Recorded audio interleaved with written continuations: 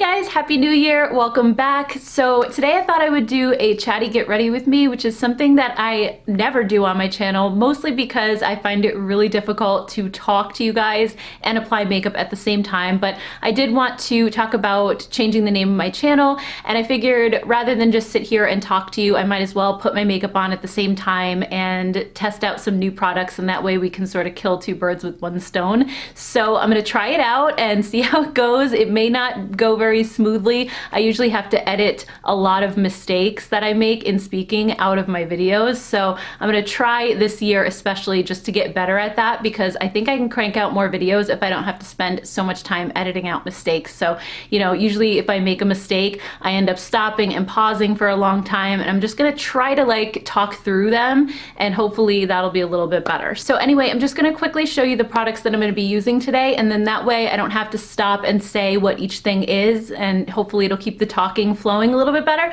So I'm gonna be using this Tom Ford Traceless Foundation Stick. This is something I showed in my Sunday haul last week. I have already worn this one time. I put it over primer and it was kind of a disaster. The primer just completely balled up underneath this. So I'm gonna put it on completely bare skin today, and we'll see if that makes a difference. This was super expensive. I believe it's like $87. So, you know, I did buy it with a gift card, but if it doesn't work out, I'm still gonna be upset that I wasted that much of a gift card on it. I'm also gonna be trying out this new Natasha Denona Mini Glam Palette, and I have used this a couple times already, so I'm gonna insert just a screenshot of different looks that I made with it. I did one that was kind of a little bit more smoky with that middle sort of olivey green shade, and then I also did one with the deeper gold. So today I think I'm just gonna go super light with it and just try to use this kind of pinky gold shade on the end here, and then maybe some of the other matte neutrals. And then I also wanna try out this Honest Beauty cat eye kit that I showed in my Sunday haul as well. It has a mascara and lash primer combo, and then also a liquid liner. I don't normally wear liquid liner, but I'm gonna try it out. And then I also want to try out this Fenty Beauty lip gloss that so many of you guys were raving about, and this one is in the shade Fenty Glow. I know it comes in a couple different colors, but this was the one that you guys recommended to me the most. I don't have a new blush to use, so I'm just gonna use my nude sticks, which is something that I reach for pretty regularly. So why don't we go ahead and jump right in and get started. All right, so I didn't bring one of my headbands with me, so I'm just gonna kind of push my hair back and hope it stays put. So first, let's go ahead and do the foundation stick. I'm just gonna put this all over. I do have some redness in my cheeks today, so we'll definitely see like how well this covers up. And I'm gonna be applying it with the Zoeva 104 Buffer Brush. I absolutely love this brush for applying foundation. I did use my fingers the other day when I tried this one out for the first time over primer, the time that it balled up. So I wanna test it today with a brush, and I don't think I would use this with a sponge necessarily, just because it's already pretty sheer, and I think if I use the damp sponge, it's hardly gonna have any coverage. So I think a brush will give it a good amount of coverage, and we'll see if maybe it can buff it into the skin a little bit better than my fingers did. Also, I wanted to mention that this one is in the shade Nude Ivory, so let's go ahead and just put it all over. I'm gonna put a little extra on my cheeks first, and then just work it in with a brush and see if I need additional coverage in that area. So anyway, name change. I know a lot of you guys are wondering. I did address it in my Instagram stories, but some of you aren't on there, or if you missed it, you know, those stories are gone after 24 hours. So anyway, the reason that I decided to change my name, actually it's been a long time coming. It wasn't because of any one thing in particular. It's actually been a few different things. So when I first started blogging, for those of you who don't know, I was the budget beauty blog, and I focused mainly on drugstore products, kind of like Nouveau Cheap, if you remember that blog. She was kind of my inspiration for starting my blog, and she was great at giving like a ton of sale information, while mine was more like review based. So we kind of complemented each other, I feel like. I really miss her blog a lot. But anyway, in 2017, I changed the name of my blog to Beaudiction, just because I wanted to be able to like review high-end products as well. I didn't want to keep it strictly drugstore, even though I do review drugstore things more often than I would say high-end, but I just wanted it to be more of an all-encompassing name. And it's a name that my husband came up with, and I thought at the time it was a really cute name for a blog. And then only like 10 months later, in late 2017, I started my YouTube channel, and I just kept the name, one, one, because I felt like I didn't know what to name my YouTube channel, and two, because I felt like I just wanted to keep everything consistent. My Instagram was Beaudiction, my blog was Beaudiction. I figured people who followed me on those platforms would be able to find me easier if I just kept the same name. But all along I was kind of feeling like, you know, most people with a YouTube channel, they name it after themselves just because it's a little bit more personal that way, you know, because I'm sitting here, I'm talking to you guys. I feel like you get to know me a lot better on here than you did just reading a blog.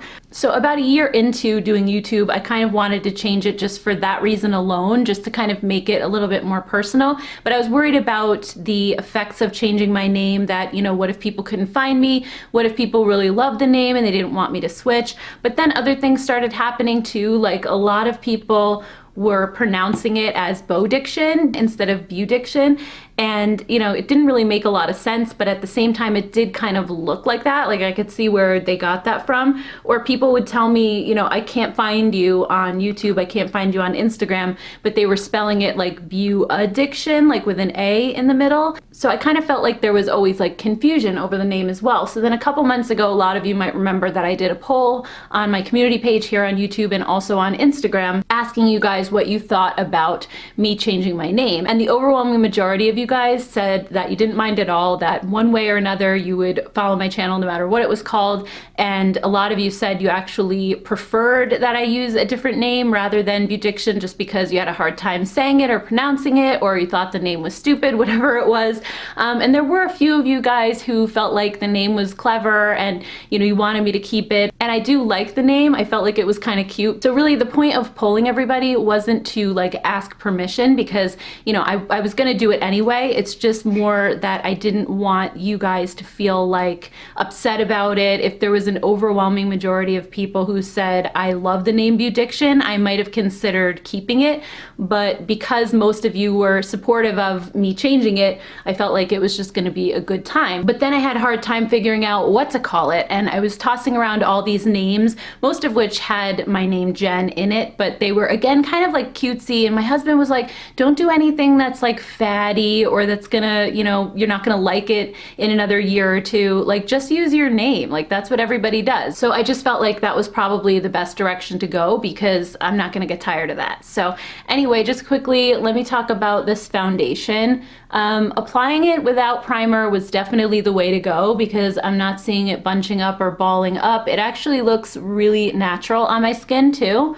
At least in this lighting, but I am going to take photos in outdoor lighting that I'll be able to show you, just because sometimes this lighting makes everything look really flawless, but I don't see it clinging to dry patches. I think it gives pretty good coverage. I did have to put a little extra on my cheeks here because for some reason I have some redness going on, but otherwise I feel like it looks pretty good, and I think this brush did a really nice job at just smoothing everything out and making it look even. So thumbs up on that so far. I totally forgot to use my Pixie corrector actually. Usually I use this before foundation, but I'm just gonna still put it in my eye area because that's the area that I really need help with the most, I think, when it comes to darkness. Usually I put a little bit on my cheeks too, and it helps just to camouflage like under the foundation, but this is great for like those darker inner corners here. It just makes the darkness completely disappear. And I usually put it on my lids too, and then I put it in the corner of my eye over here where it kind of turns down, and it helps to brighten that up a little. I'm not going to use concealer today because I just want to see how the foundation looks without it and wears throughout the day. And if it's covered up with concealer, I might not be able to tell as much. Yeah, like I don't know if you can see the difference with this eye to this one, but I do feel like putting this corrector in the outer corner makes it look not so like turned down at the edge like this one is. I don't know if it's just me. But anyway, about the name change too, I was thinking about, do I do like Jennifer Phelps, because Phelps is actually my middle name. It's not my last name. I didn't want to use my last name just for privacy reasons and security reasons. There are a lot of crazy people out there, and I just don't want to expose my family to any, you know, dangerous situations or people or anything. So anyway, I thought about using Jennifer Phelps because that's my, you know, my full name, but it just sounded a little bit more formal, and you guys know me as Jen anyway, so I decided to just go with Jen Phelps. And to be honest with you, I absolutely hated my middle name when I was growing up. I got teased so badly with it. It's actually my grandma's maiden name, so it is somebody's last name. It doesn't really sound like a middle name. But when I was a kid, you know, everybody would be like, oh, what's your middle name? And like everybody had a normal middle name, like Anne or Marie or Lisa or Michelle or whatever. And then they'd get to me and I would say my middle name is Phelps, and they would look at me so weird and be like, Phillips? And I'd say, no, Phelps. And they couldn't understand like what it meant, like what kind of a name is that? And so anytime those conversations came up after that, I would just avoid them. Like I would try to just walk away if I could, or like, you know, change the topic because I didn't want to have to say what my middle name was to other people. And then once I got into 8th grade and I was confirmed, because, you know, I grew up Catholic, I chose a confirmation name and it was Anne after my other grandma. That's her first name. So then I just used to tell people that my middle name was Anne, so I didn't have to say Phelps. But looking back on it now, it just seems so silly, you know, but when you're a kid, you just get so self-conscious about things like that. So now I'm super proud of it because I'm named after my grandma, and I think out of everybody in my family, me and my grandma are the most alike as far as personality goes. We like all the same things. We're both very like emotional people, very sensitive people, you know, and she loves beauty and fashion just like I do. Even going back to when I was a little kid, and I told this story on Instagram, when I was about 5, we went over to her house, and I remember going into the bathroom and always being fascinated because she had these jars of Revlon lipsticks all along the counter. And so one day I opened them all up and I swatched every single lipstick color all up and down my arms. And when I ran out of room, I did my legs because it was summertime. I had shorts on, and my mom and my grandma at some point came into the bathroom because they were wondering what I was doing. And I will never forget the look on their faces when they opened the door and saw me covered in lipstick swatches. But I mean, I was so little, but already so like into makeup and everything about it. And I loved how glamorous my grandma always looked. And my mom is the type that she doesn't wear makeup at all. Like she only will wear very minimal makeup. Like if we're going somewhere really nice or something like that, she might wear a little blush and like maybe mascara and like lip balm, but that's it. And my sisters, you know, they wear makeup, but they're not as into it as I am. So my grandma was like the ultimate, you know, when it came to makeup, she had it all. Even when it comes to like style and fashion and stuff like that, I used to raid her closet, which is kind of insane when you think about it, because she would give me sometimes like hand-me-downs of like the designer clothes that she had, and I would show up at school and people would be like, oh, I love your sweater, or your boots are awesome. You know, this was like in high school at that point when we were the same size. And, you know, I would say like, yeah, it was my grandma's, and they'd be like, what? You know, like you borrow clothes from your grandma? I'm gonna use this shade right here. But yeah, she was just the coolest. And even now, she's 88 years old. We actually just saw her over Christmas break. She lives out on Long Island now in the Hamptons, but you know, my dad went and picked her up, and she spent a little bit of time up here with us. And, you know, I mean, she carries like Louis Vuitton bags. She's like always going out shopping. Like they took her to the mall and she bought like 4 or 5 pairs of shoes, like in Lord & Taylor. I mean, she just like, she loves it. And I mean, she travels all around. She was just telling me and my husband about how she's going to be going to Charleston this spring for her birthday. So, I mean, she's just like amazing. And I hope I'm just like her when I'm 88 years old, because it's just crazy. Like I even think back to last summer, like if I can find a video clip, I'll insert it, but she was like dancing with my son at my sister's wedding. I mean, it's just so crazy. So I'm very proud actually to be named after her. And it's, you know, I look back and think it was so silly for me to be embarrassed of it now, because even back then I looked up to her so much. So then when it came to naming my channel, I just figured, you know what? She has been like my beauty inspiration this whole time. So it just makes sense to use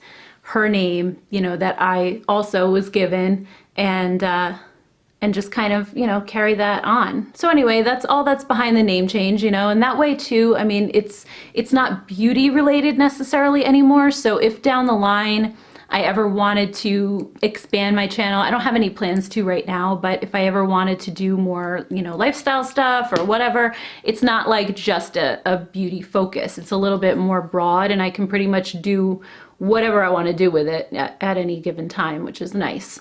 So far this eyeshadow is blending really nicely.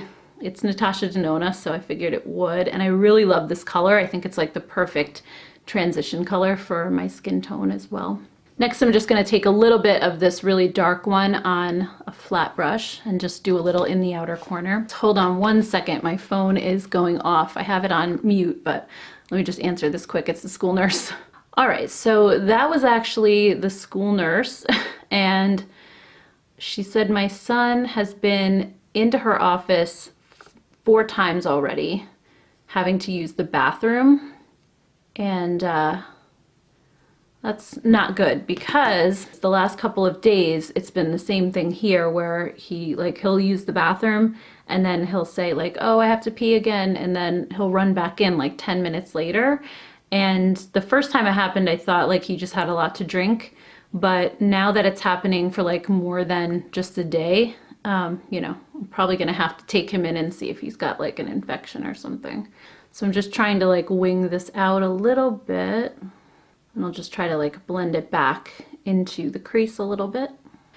All right, so I mean, this darker shade, it is like a little bit patchier, like really dark shades tend to get.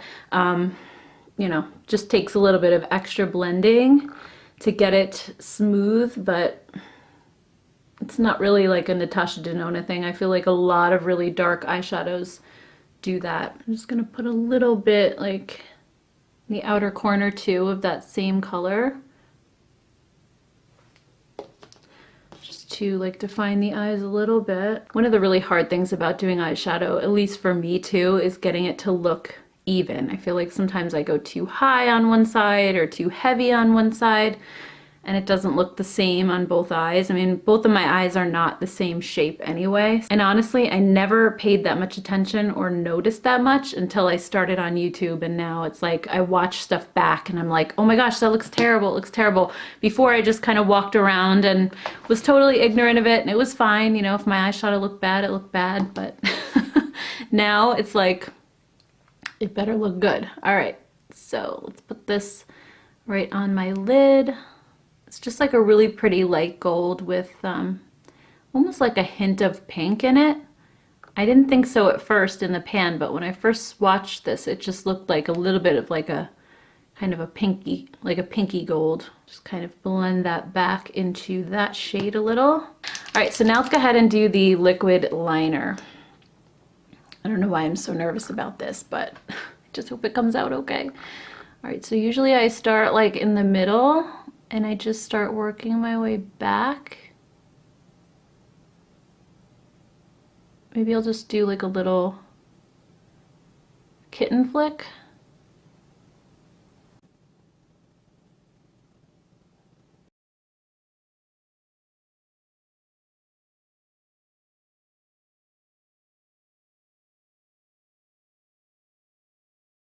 I don't know. This one is not like the easiest to control because I usually like the brush tip that's a little more flexible, and this is one of the felt tips. So it's like it doesn't bend. I don't know. Whatever. We're just gonna go with it.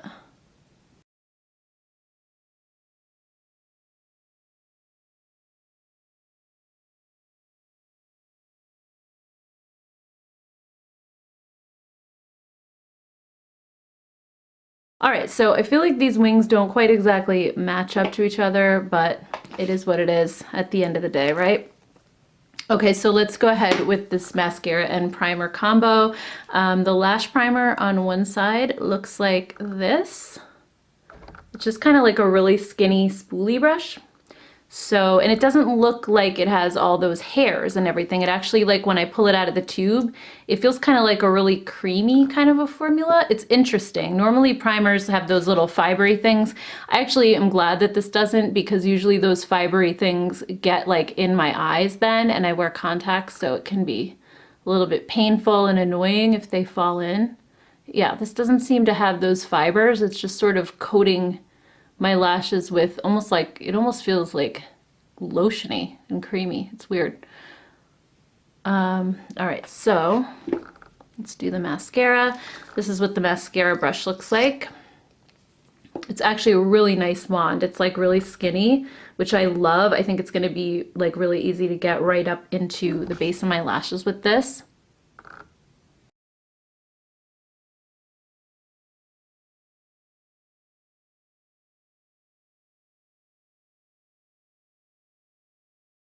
All right, so here's one eye done. I think it actually is doing a really nice job on my lashes. It makes them really big and voluminous, also gives a nice length. It does feel like more of a wet formula.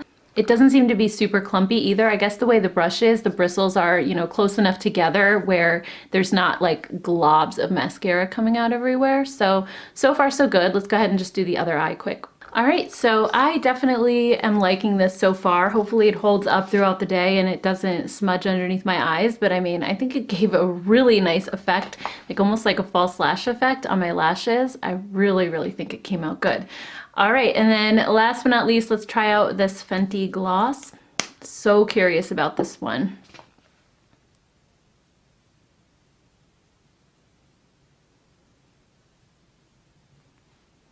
Feels really nice. It has kind of like, it smells like vanilla, but also a little fruity.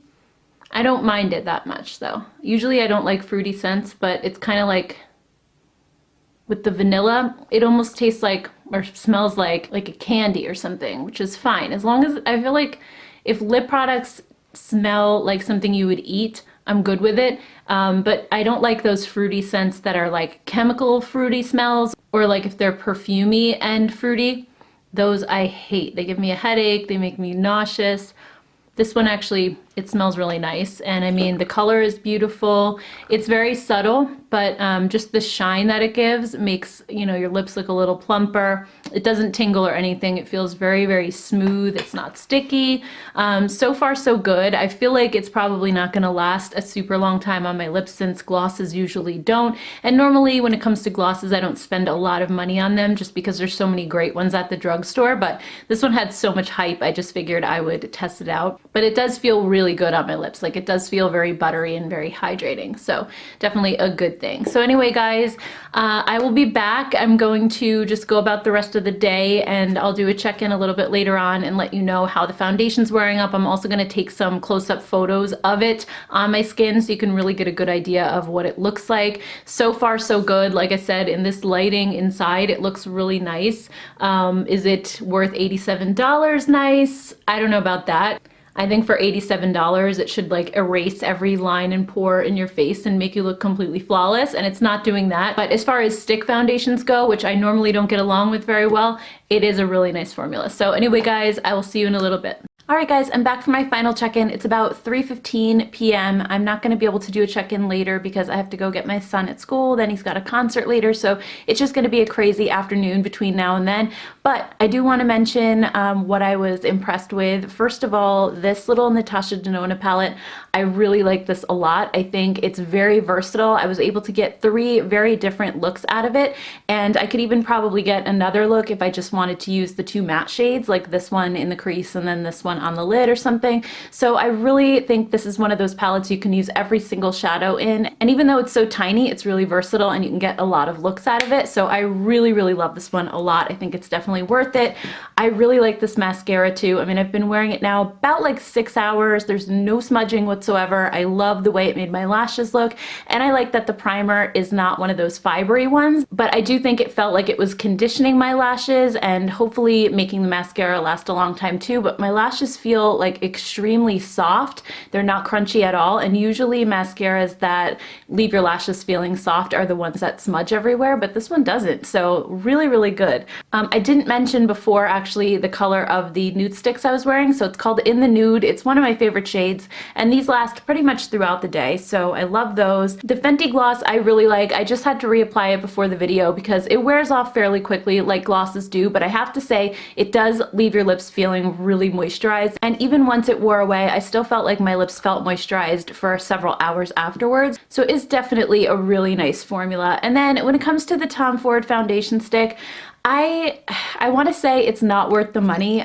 It does have a really nice finish on it. My skin still looks really good 6 hours later. I don't feel like it's wearing away or anything, but I want to just quickly show you some close-up photos of what it looks like on my skin so you can really get a good idea of it. I think, you know, on my chin and forehead area, it looked maybe just slightly dry. I didn't feel like it was necessarily clinging to dry patches, but it just kind of looked like I was wearing foundation, at least on my chin. And then in my forehead, you could see the lines. It looked looked a little bit drier. Usually if I use a formula that's a little bit more plumping or hydrating, those lines are minimized, and that was not the case with this one. And then on my cheek area, I felt like it looked really, really good. It didn't look cakey. It looked very smooth. You can still see my dark spots through it a little bit, so it's not completely full coverage, but I'm not, you know, crazy about full coverage. I don't feel like I need it necessarily, so that's not really an issue. But I just feel like for $87, it's not really worth it. It's a nice foundation stick, but I feel like the Wet n Wild Photo Focus one, which is way, way, way cheaper, is very, very similar to this. And that's the one foundation stick that I actually use on a regular basis, and it gets along with my skin pretty nicely. And this actually reminds me quite a bit of that. I feel like this one is maybe just like the tiniest little bit more natural looking. But if I just make sure that I don't use too much of the Wet n Wild one, it has a very similar effect. So I'm kind of left feeling just like a little bit underwhelmed with this one, sadly, because I feel like there's a drugstore option that comes very, very close. But otherwise, it's a pretty nice stick foundation. So anyway, guys, that's it for this video. I hope you enjoyed it and found it helpful. If you did, don't forget to give it a thumbs up. Also, let me know down in the comments below your thoughts on any of the products that I tried today. Have you tried them already, or are you thinking about picking them up? I would love to hear your thoughts. Thank you all so much for watching. Please don't forget to hit that subscribe button, and I will see you in my next video. Bye, guys.